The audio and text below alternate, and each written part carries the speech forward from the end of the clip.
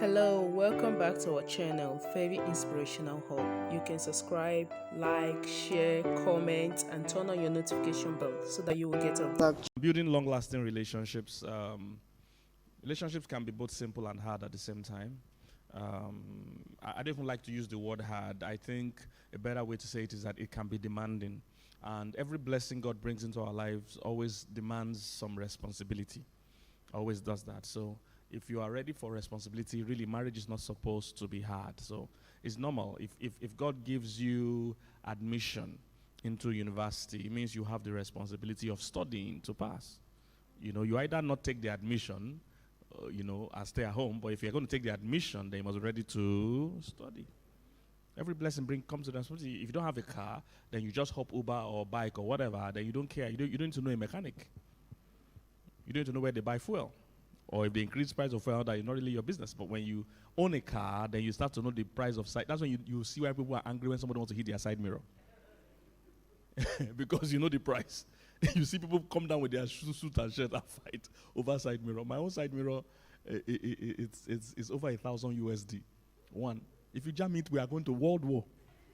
I will call all my family members. We are going to finish that fight. So, so if you don't own a car, for instance, those things are not your concern.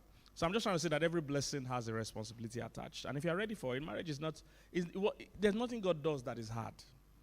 You know, He has already made provision for any challenge you can face. He knows us, He knows our frame, He knows that we are limited sometimes as human beings. But the structure has been created to help us. Hallelujah. So I want to share quickly on a few things. Like I said, I had Pastor sharing a lot of them, but we're going to share them again. Hallelujah. Because we are the guest. Yes. Hallelujah. Yes. So we're going to share them again. So let her start.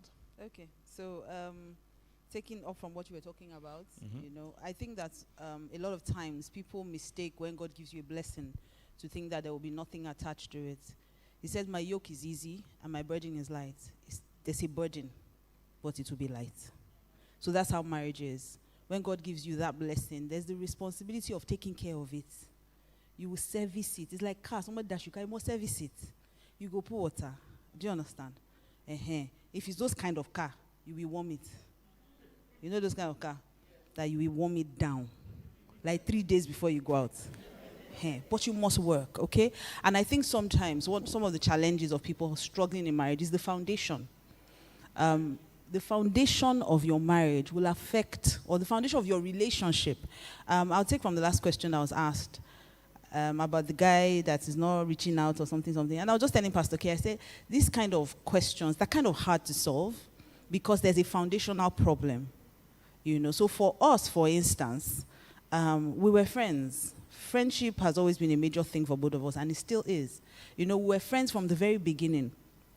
So if he wasn't calling me, it's not, hey, there's a guy somewhere. He's not calling me. How do I make him call? It's a guy. You never call me for 2 days. When they do you? And you say, I'm busy. Or you say, I don't call you now. I say, you don't want to call me. Now you say you don't want to do again. Do you understand? We're friends. I'm not afraid to talk to him. So sometimes when women even call me and say, oh, my husband is doing this, should I tell him? Should I not? I'm like, how are we having this conversation? This conversation is a conversation you have with him. He's your friend. Why are you afraid to talk to him? Why are you afraid to ask him questions? Why are you afraid to ask him for money? My husband is not giving me chop money. Nobody want chop him. Do you understand? You need to get to the point where that friendship is there. So I think the foundation of your relationship or your marriage is what's going to affect the whole marriage. Foundation could also mean your family background. If you're coming from a family where there are already struggles of divorce, one of two things will happen. If you're from a family where there was a bad marriage, you either make up your mind never to repeat that again, or it becomes your normal. Because how you were brought up is your normal. So for some people, they don't even brush their teeth daily. Some people brush their teeth morning and night. For instance, my children, that's their normal. So they won't understand if someone else is saying, in a family where they are shouting, everybody's a shouter. You now meet a family where they whisper.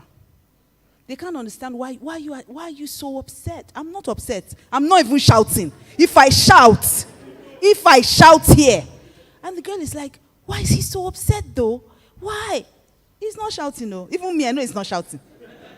Auntie, it's you that your volume is low. Do you understand? So it comes from your family. Your family has a great way of influencing you. The foundation on which you've been brought up usually affects marriage. When people have problems in marriage, first thing we ask them, what's your parents' marriage like?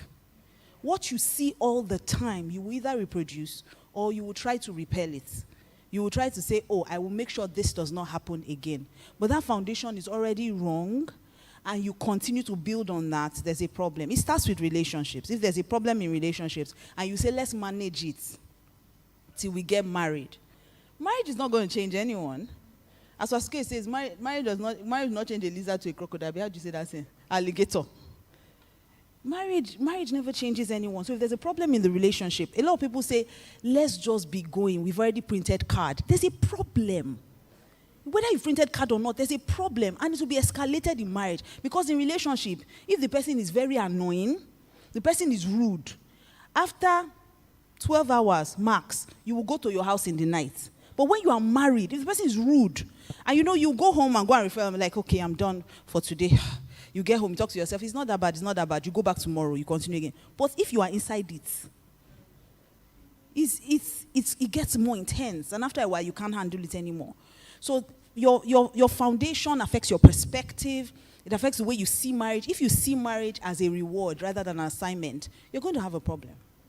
Marriage is not a reward. Marriage is not, I first married because I find past. No, that's not what marriage is. Forgive me, when I'm teaching marriage, the worry in me is to come out. So if you're offended by pidgin, just take the English part I'm speaking and just, mix it all up. So a lot of times people have that perspective of, hey, I'm getting married. That's why when they give girls engagement ring, they go crazy on social media. They're shouting, oh my God, no, oh no. You dated for 17 years. And he gives you a ring, and you're saying, oh my God, no. So what was the point to the years you invested? And so when people do those things, or on the wedding day, you are dancing.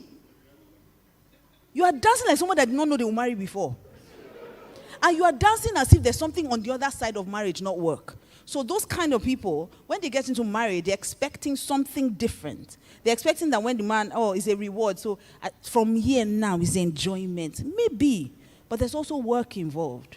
You will get up and you will cook. You will pay bills. You will pay school fees. When she's tired, you will help her. When he's tired, when he's frustrated, he will take it out on you. So all those things will happen in the marriage. But if all you are thinking about is, I'm now a missus, your right hand is no longer working, they ask you any question, you say, is this way? At the risk of being uncomfortable, everything is now with your left hand. Even at the risk of being rude, somebody offers you something, you take your left hand so that they can see your engagement ring. You're missing the entire point. That's not what marriage is. Let me let Pastor K. Yes. All right, so for me, building a lasting marriage, like she was saying also, I see it like from the standpoint of a building. The way a building is going to last is by the foundation. That's just it. Once you miss it in the foundation, it doesn't matter how much you wish the building to last. It's not going to last. So let's work on the foundation. What is your foundation? She talked about family background, very important. I think something the singles should do today is go and quickly take a note, of what is going on in your present family, what your ideal family is.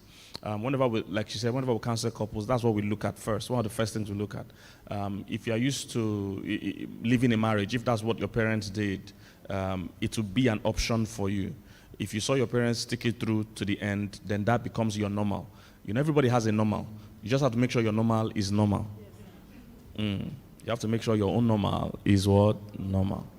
So, and that's why we have pastors, because if your physical parents didn't do it right, your spiritual parents at least should model for you, how marriage should be. So, if you're used to seeing your parents walk in kindness to each other, that becomes your normal. If you're used to your parents fighting all the time, you're used to your mom washing down your dad, that is your normal. You would think it's okay to wash down your husband or, your fiancé. And the same thing with a man. If you are used to seeing your dad, bulldoze everybody, dominate everybody, he's the king he's the lion of the tribe of flat 8. Dominates everybody, then that's what you're going to reproduce. So do some note or some analysis by yourself if you can, what your parents' marriage is like, what you like and what you don't like. about the marriage and take a note of it. Okay, the foundation is important. She also talked about perspective. What is your mindset about marriage? Too many people are entering marriage with what they will get. They are so obsessed about what they will. In fact, Pastor, you know that many people are not even getting married because they like the person. They are getting married because they like marriage. It's marriage they like, not the partner. They like the marriage more. Some people love. Yes, and not their partner. And you will know in the way they treat the person. You will know in how quick they give up. Because they never really loved this person. Yeah? Even wedding pictures, you can tell sometimes. That this person loves this wedding more than the marriage. More than the person. The kind of things that cause quarrels will let you know. When you are quarreling over the wedding at the expense of the marriage, it shows what your interest is in. Shows what your interest is. If you really understand the covenant of marriage, you can have a 2-people wedding. Because the wedding is for other people, the marriage is for you.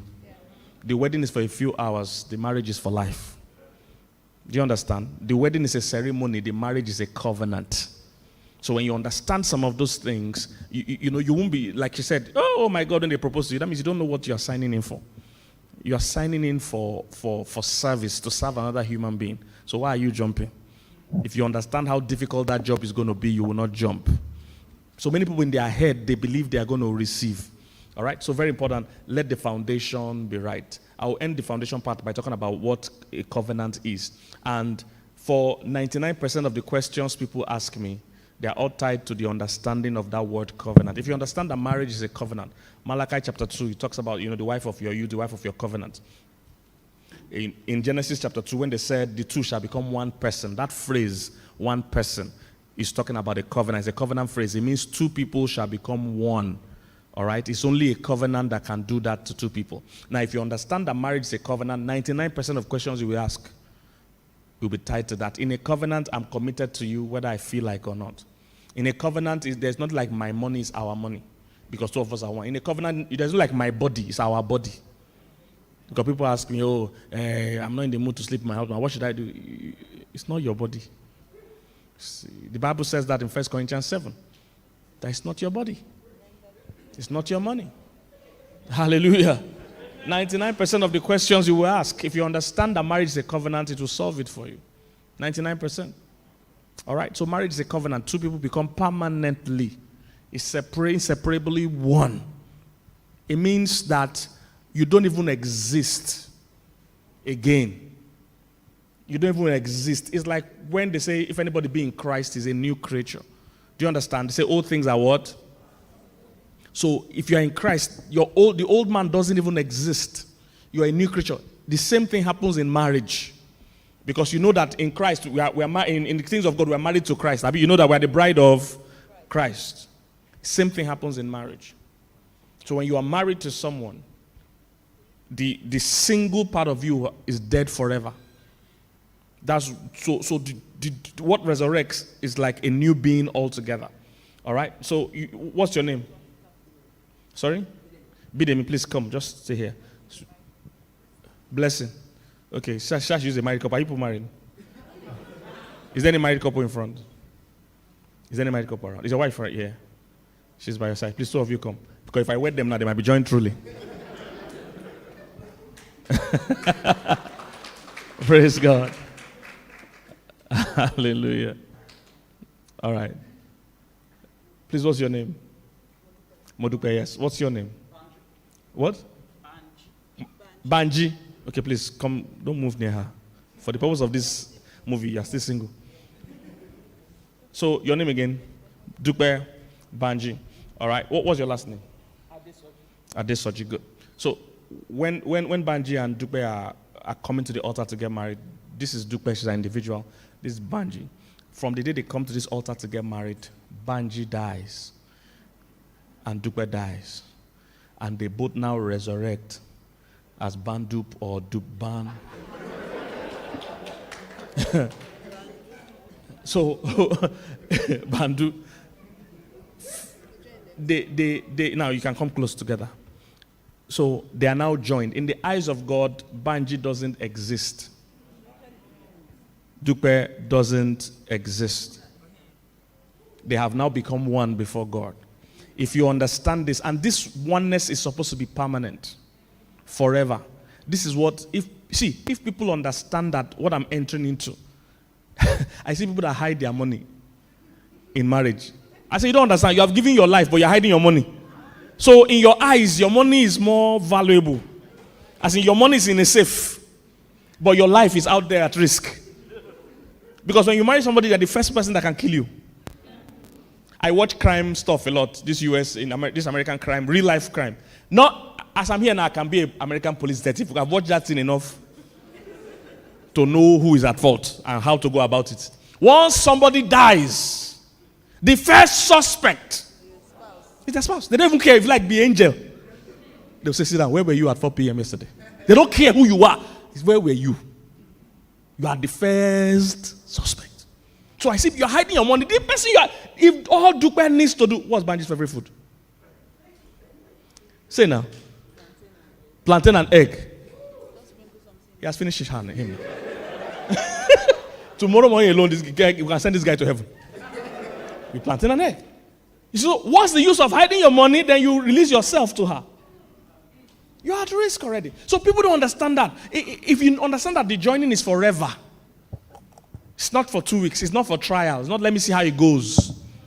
When you understand that, then you will no longer rush into it.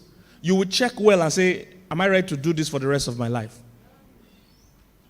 The reason why marriage seems hard for many people is that they are not getting value from it. Anything you are getting value from, you don't see it as hard. You see it as worth it. You only use hard when what you are getting out of it is not commensurate to what you are putting in. Then it seems hard. Somebody get what I'm saying? So you look well. That can I trust myself or my life with this person? If you need to hide your money, you're ever asking me that we're buying property, on whose name should we buy it?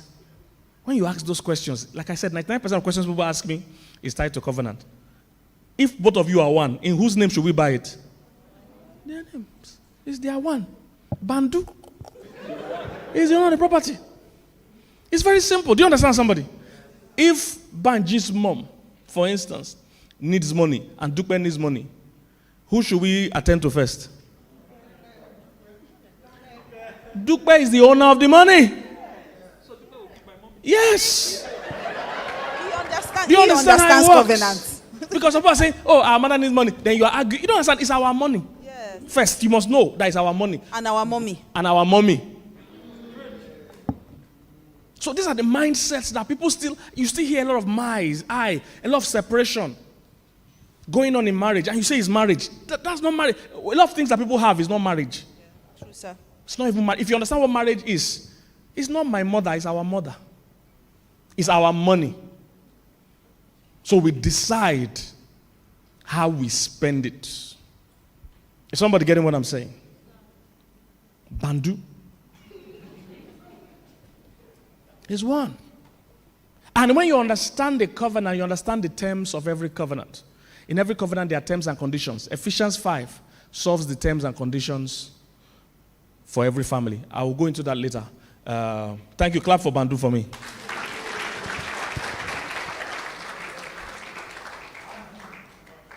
What's your next point?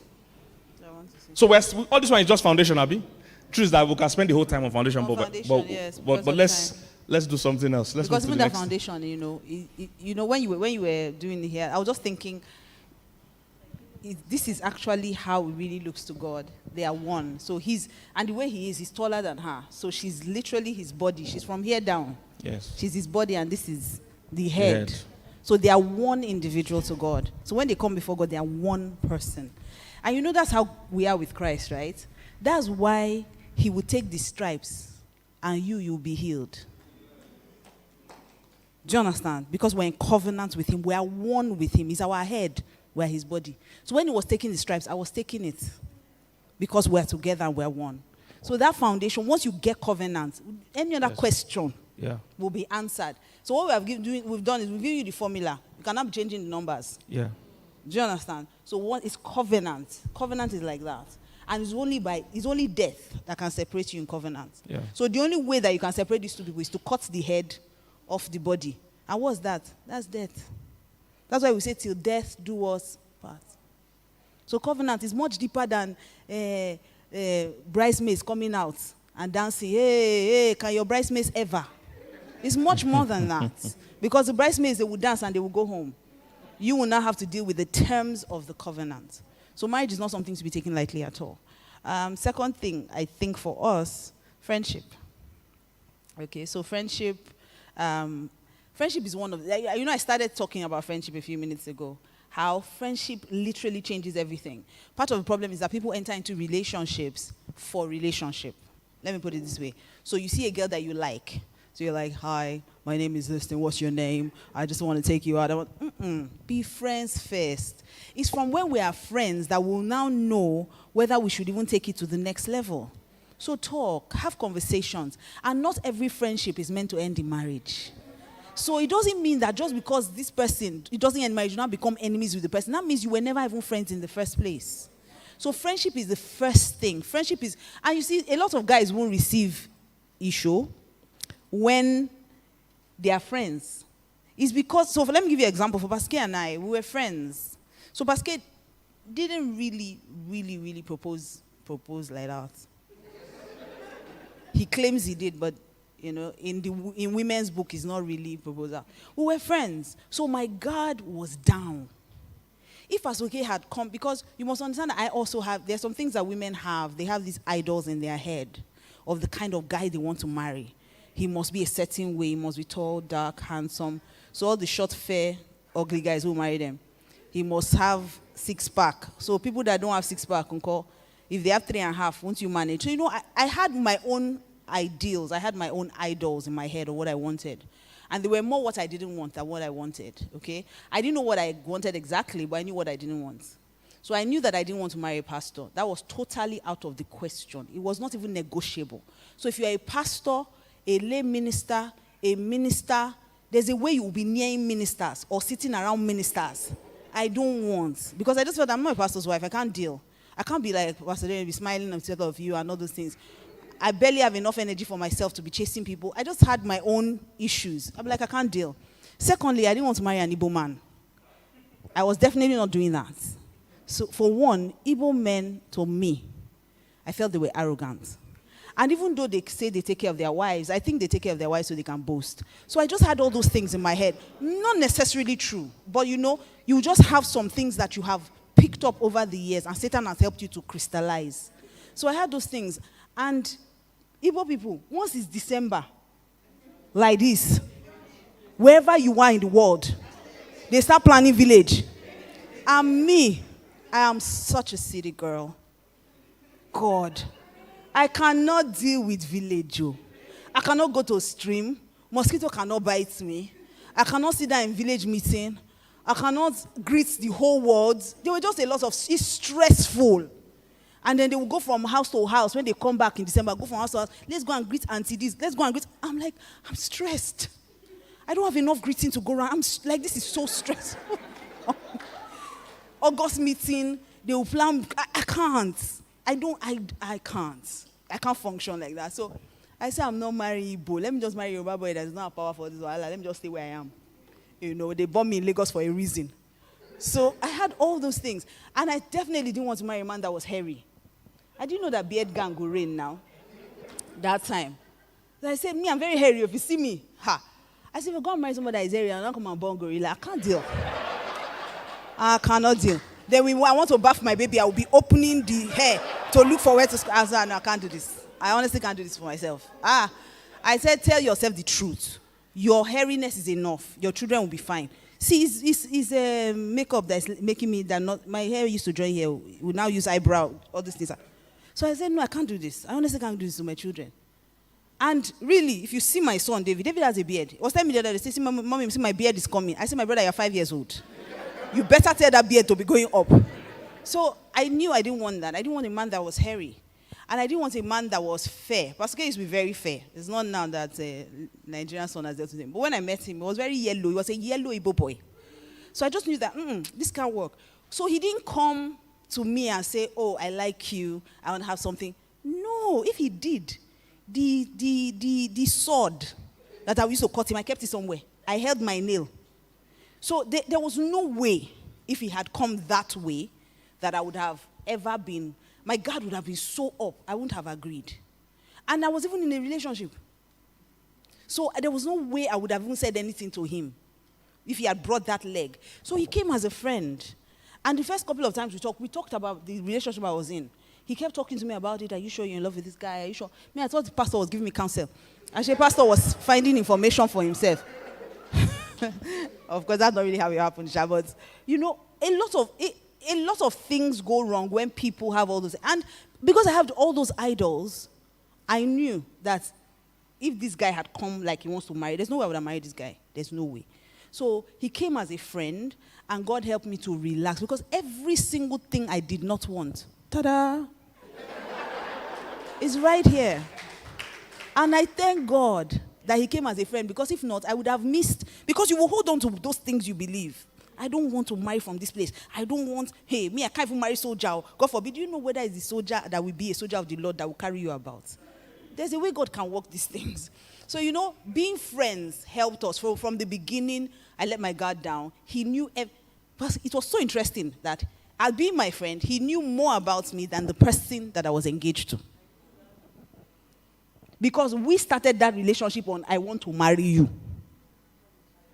And I looked at it, okay, favor me, Yoruba boy, doctor, the cuckoo say I cannot give birth. Difference is, I just analyzed the thing. 1 + 1 is equals to 2. So this works for me. Born again Christian, loves the Lord. Let's be moving.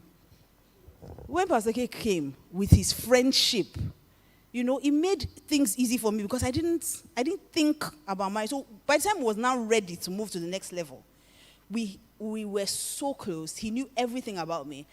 I didn't need to form anymore. There was no, when somebody asks you to be in a relationship with them, there's something that just goes up. You don't want them to know everything about you.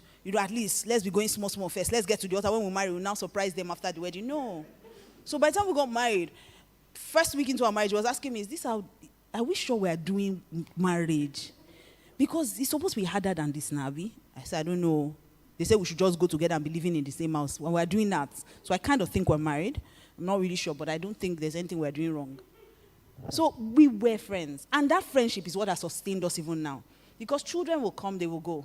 When we had issues with having children, I waited for 8 years. We were friends. So it wasn't a case of, hey, my husband go outside with my husband. What's that? It's our problem. If I'm crying, you better be crying or be comforting me. Is that, so we were so close, that close. And that's what has sustained us more than anything. Is it that has never offended me? Of course not. But a friend loves at all times. When someone is your friend, it's easy to forgive them. When someone is your friend, you get along. When someone is your friend, there's nothing you won't do for them. If there are things that you're in a relationship now, there are things, or you're married, there are things that your husband is doing to you. It's not half what some of your friends have been doing to you since, but they are still in your life. Why? Because you're thinking friendship. Friendship.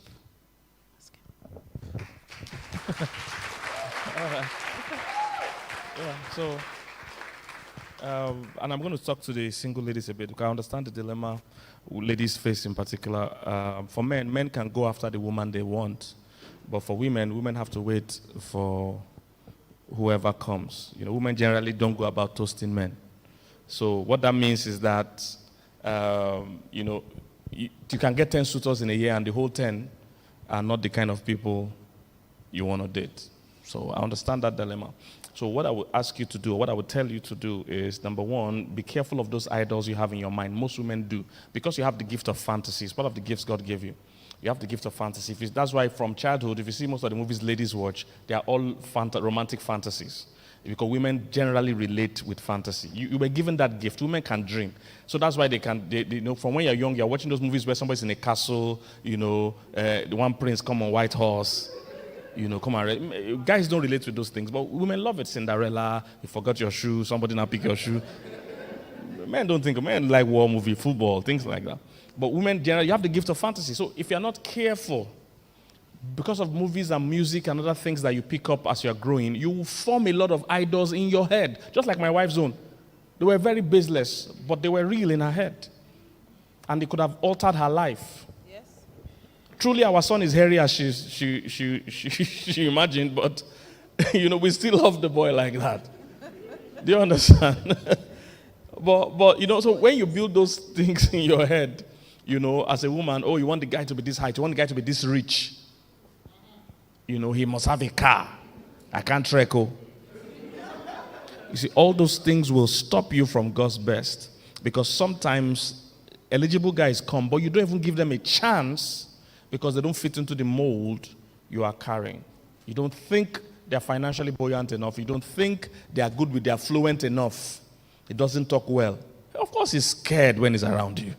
That's why he doesn't talk well. You know, all those things. God gives you raw materials most times. So that person can become. I wasn't like this when I met my wife at all.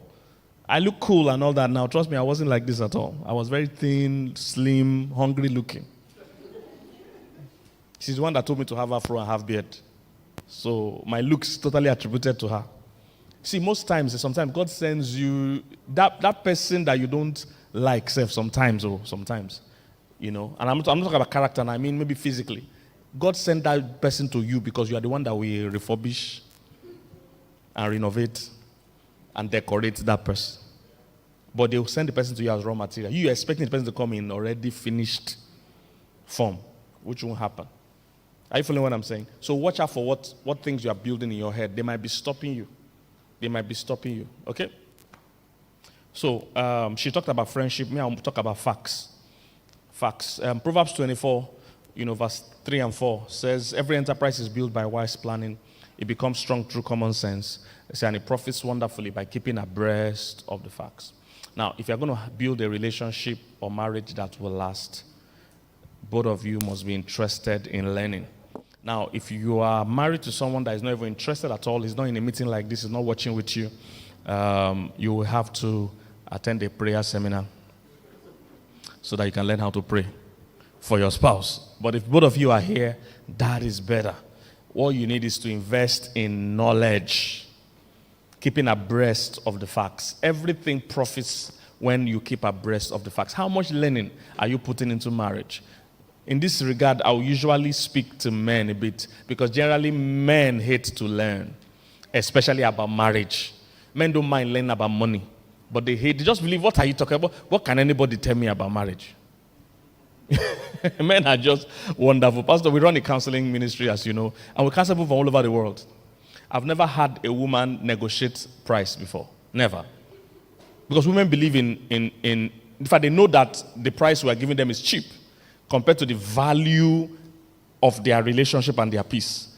I've never had a woman say, oh, this amount, and of course the money is in dollars. I've never had a woman say this amount is too much. But I've had series of men come to me by the side or whatever, or sometimes even in the midst of the counseling and say, they have one question. The woman, that's the question they have. Can we get discount? I say, you don't have sense. Because men just don't see the value in marriage, and they don't understand that marriage impacts them like nothing else. They just don't see it. So I think that time, I think our church then was $100 and something per hour or something. I can't remember. So one guy said, he felt that money was too much. He said, can we get? I said, listen, the same 1 hour I'm using to talk to you. I said, this is me giving back. This is not my value of what I'm doing for you. I said, when I go and speak in the places I've spoken for in that same 1 hour, and I get up to $5,000 upward. So I'm giving you that same time, 1 hour, private, coaching, and you're saying $100. I said, it's cheap. It's not worth it for me financially. I'd rather wait till I have speaking engagements where I'm paid that higher. And I had to mention figure because men respect figure. I had to let him know I'm not cheap. Don't. Because that same man, if it has a Ferrari store, he won't price. He thinks I'm Volkswagen. I say, I'm Ferrari of relationship. Don't do that. I said, don't do that. So I intentionally, because men don't respect emotionally. It's women that respect. Women can just respect you for no reason. Men, no, you have to show them why they should respect you. That's how men are. So staying with the facts. Men sometimes hate to learn. Now, but either male or female, we all need to learn, basically. You must give relationship that level of respect. Marriage is one of the most important things in your life. The Bible says even when you treat your wife badly, your prayers will be hindered. So for men, you need to understand that your prosperity is tied to who you marry and how you treat that person that you marry. Why do we have successful doctors that have bad marriages? Simple. The doctor spent 7 years learning medicine, 0 years learning marriage. So he's a successful doctor because he spent 7 years. And he's still reading books. He still has mentors medically. He's still learning. But marriage, zero learning. So he's a successful lawyer, zero marriage. Zero, unsuccessful. Most of us knew Larry King that just passed on. I think he was married 7 times or something like that. That's the dawn of presenting. That's like the mega star of presenting. I think at the time I started reading about him, I don't know if it was still true till now, but he was still the highest person on CNN in terms of presenting. Highest views, highest whatever. So you can imagine the quality, but he wasn't just ready to learn about relationships, obviously. Because somebody like that, he could have afforded the highest coach. There are some people that you could have afforded the highest coach to learn about marriage. You can't make marriage mistake 7 times. See, once can be a genuine mistake. Once. Anybody can make mistake once. Twice. Okay. 7. You are consciously dodging knowledge. You are dodging it. Is somebody getting what I'm saying? So let's learn. Read books, attend seminars like this. See, counseling is not something you go for when you have trouble. Sometimes you go for it so that you won't have trouble. Just talk to a relationship coach. Check the health of your marriage. You see, just like your physical health, Corona kills more of people that have underlying conditions. That means they had something in them before. When people die, it's not that day they die. They have been dying. But nobody spotted it or paid attention to it. So sometimes it's okay to check the health of your marriage. You can go for counseling. You can read books together. You can attend seminars like this. Learn. If you're a man, then you need to learn about it. You can't have a successful marriage with a woman by chance. You must learn. That's why in 1 Peter 3, they said, husbands, treat your wife according to knowledge. You can't do it by chance. You must learn. You must learn. You can't have as a woman, you can't successfully live with a man without learning about men. And this is what many people do. Two people just marry. They have not learned about the opposite. I heard you talking about that today. They have not learned about the opposite sex. We are different. We are not even made from the same material. In fact, we are 2 different beings. 2 different. If it was animal kingdom, it's like hyena and lion marrying. 2 different species. We are not even the same at all. We are not the same. We didn't come from the same materials. I know most of you are in the good word teaching church, so I know you already know this. We are not even the same material. Men were made from dust. Women were made from a bone. We are not the same. Do you understand? So I don't even know why we joined together, because we are not the same. 2 different animals. We're not the same. Imagine an eagle marrying a chicken. They will need a lot of communication to survive. A lot of understanding, Abi. Say me, I want to fly. So when we fly to this point, you stop there, because that's where your wing can reach. Then I'll fly, then I will come back. But to say we are one, we are equal, and that's what the world is trying to teach. That men and women are saying we are one. We are never one. We are never equal. We are different. We have different roles. Don't let this modern talk that is destroying homes and families. Because when people are pushing an agenda, check their results. The Western world teaching you men and women are the same. Check the divorce rates. If it's working for them. The person you want to copy, check if it's working for them. They said, we don't beat children. That's not scriptural, though. Scripture say beat your child when it's necessary. I'm not talking about just beating for no reason. Good morning, just land him slap. I'm not talking about those kind of barbaric. But I'm saying if it gets to the stage where beating, spanking, is needed, be free to release that grace. But you see, the Western world say, oh no, don't beat your children. Have you seen how their kids behave? Check the facts. Don't just follow because they are saying something. Check is it working for them? That's what you need to find out. Is somebody getting what I'm saying? Men and women are not the same. So men came from dust. Women came from the bone. You say, we are all equal. There should be no rules. Then why is it only women carrying children? If it was up to these modern people now, in every family, if Dupe born the first one, Banji will born the second one. Am I correct? Because they'll say we are equal. We must do everything together. God specifically put the womb in the woman. And listen, God didn't only give the woman the physical capacity to carry children, He also gave her the emotional capacity. God is a master planner now. They didn't only shape this mic to be cordless, they also gave it the capacity to transmit. So if I just take a wire, you don't have any corded mic in this church. If I take a corded mic and remove the cord, it doesn't make it a wireless mic.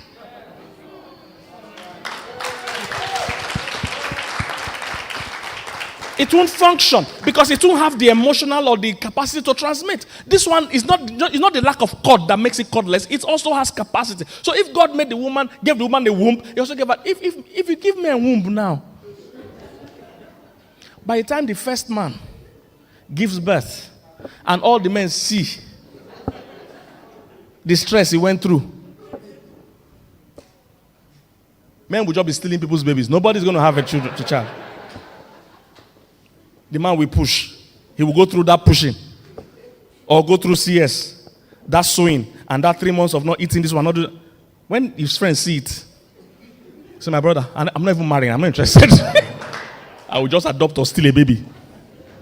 But you say, woman, she will carry that pregnancy. She will be spitting. Her feet is swollen. Her nose is swollen. She's suffering. She can't, help me. She will push. She will abuse the man. It's your fault. I won't do this again. 1 year after, what's happening? She's back there because she has the emotional capacity to do so. She also has the mental capacity to do so. That's why you can easily leave a woman with 3 kids and nobody's stressed. Leave a man with 3 kids. If you find the 3 when you come back, he just doesn't have the same capacity. It's the kids that will take care of him.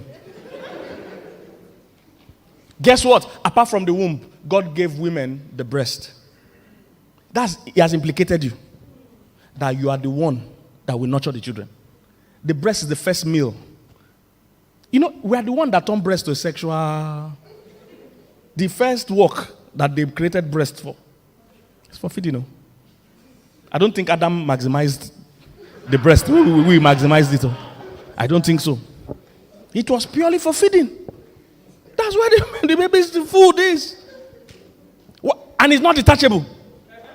You can't say we are equal. I hold one, you hold one. Take one to work and carry the baby.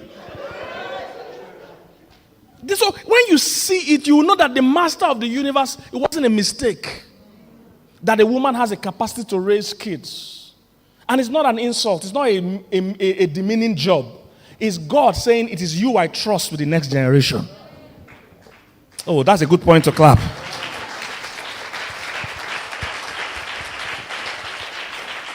Because the Western world will have you think that is less of a job. That go out there and work. Statistically speaking, and I'm going to end here because I've taken the lot of time. Statistically speaking, they have found out that most women now that work circularly with their husbands. Now, I'm not saying women should not work. Definitely, the way life is now, most times the man's income is not enough. And most times the woman too has dreams and she's highly educated, so it's fine. She can work. But they have found out, all right, that most of these women that even work corporately and do well, that they are still stressed. That most women, when they feel they are not spending enough time with their kids or raising their kids enough, no matter the amount of money they make, they say most of them are still stressed emotionally. I'm not the one that wrote it or said it. It's studies. And most women I've spoken to said, yes, they still have that nagging feeling that I'm not spending time with my kids. I don't even know who is talking to them. How self is the one raising my kids for me? So who taught you this one you're saying? What's this one? So most men still have that nagging feeling that I'm not raising my kids well. Because you were created with that feeling. There's that connection. When a baby breastfeeds, there's one of the hormones and chemicals moving, makes both of you, oxytocin that makes both of you be close, is flowing. All these things, the master of the universe designed it. But the Western world is trying to say, no, men and women are the same. We're not the same at all. You must understand that men are work-oriented. You must understand that men have ego. Men don't have as much words as women. So women always tell me, my husband doesn't apologize. I say he has apologized, he just didn't know.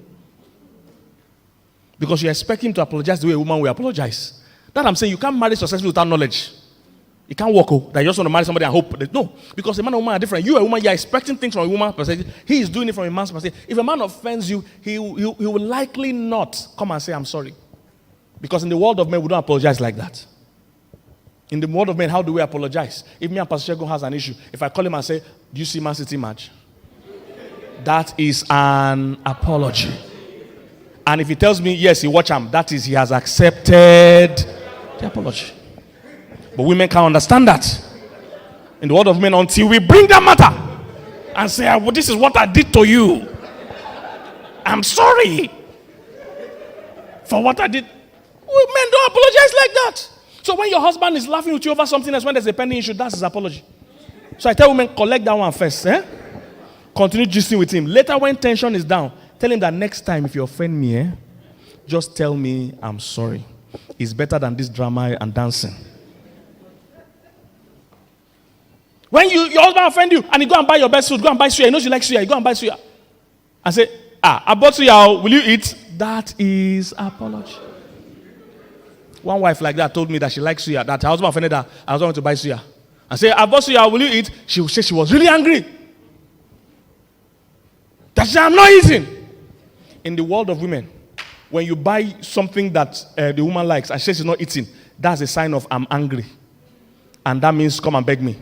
In the world of men, if I buy suya and I know you like suya and I ask you, will you eat suya?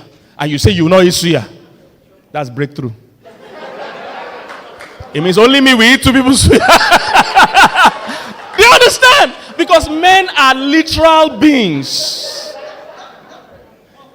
Because women will say, leave me. By leave me, they mean don't leave me. In the world of men, leave me means leave me. All these things I'm saying, I had to learn it. So my wife would tell me, when you upset me, just tell me I'm sorry. When I'm saying leave me, I don't mean leave me. I mean show me that you love me and you want to be with me. But for men, when I say leave me, say okay, no problem. So you must communicate to bridge this gap. You must learn how men and women speak. You must learn the language of women. When a woman is saying leave me, she doesn't mean leave me. When a woman is saying there's nothing wrong, it's not necessarily so. Because in their world, they speak in parables. You must decode. When she says something, you must take 1 minute to think, what's the right answer? Somebody get what I'm saying? Am I fat? If your wife asks you, am I fat?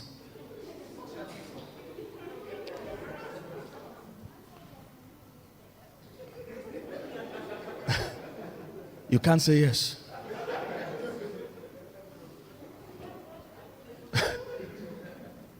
See, I don't know, but I can't notice because you're always fine to me.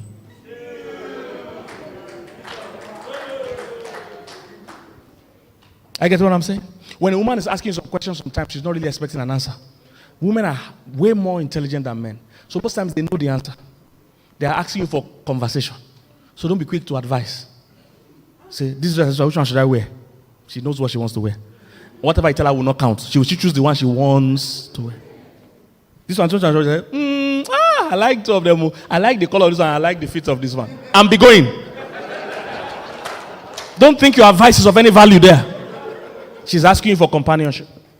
Just this with her. So, I like this dress. This dress is, I don't last time I wore it. Oh, this one, I like the fitting too. Hey, thank you. And she whips you. Women are intelligent. They don't do their way around things.